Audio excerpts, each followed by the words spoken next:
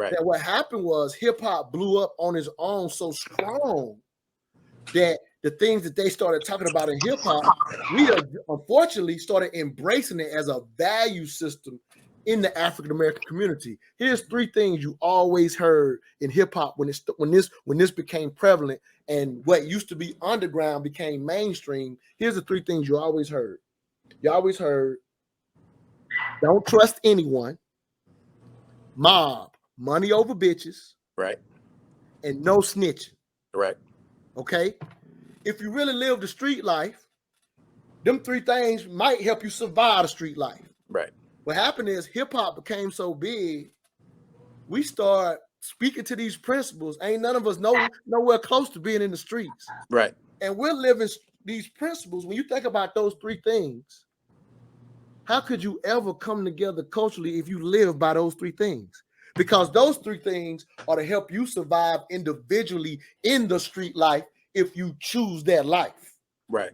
But we loved hip hop and it became our culture so much.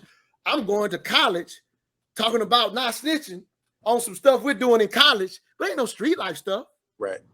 And I'm just trying to show the silliness and the immaturity of starting to accept that in the culture to the extent that fuck the police, because we had all had our own experiences as young African-American men with the police, even in our country town, that was not favorable. So Right. after the police was something that we loved it because of our own personal experience as young men, right? So we related to it from that sense. We're not living the street life, but we had our own bad run-ins with the police. So I get how we attach to the counterculture when you think about our history as African Americans. So I get how the marriage happened.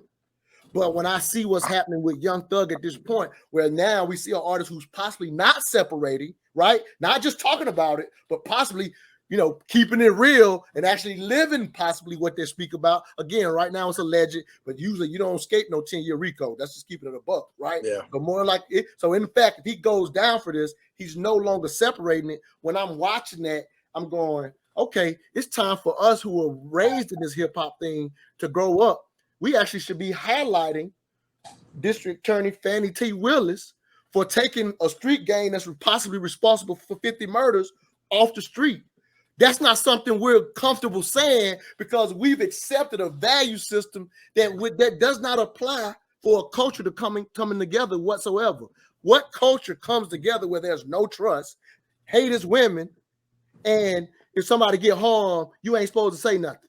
What culture around the world could ever come that way, come together in real life? And what happens is we piggyback it off the Black Panthers who were targeted, if you will, by the FBI, who had to live by some of those principles because they were revolutionary in fact to the degree that they had to keep honor amongst themselves. So we kind of started marrying those two.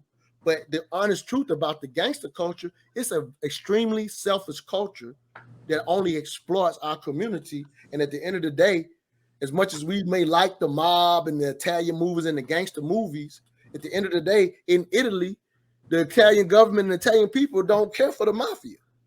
But in our culture, we up here riding with people that's only being selfish and getting money for themselves and not for us, talking about it and exploiting it and teaching our youth, don't trust nobody, money over bitches, and no snitching, even though you ain't in that life.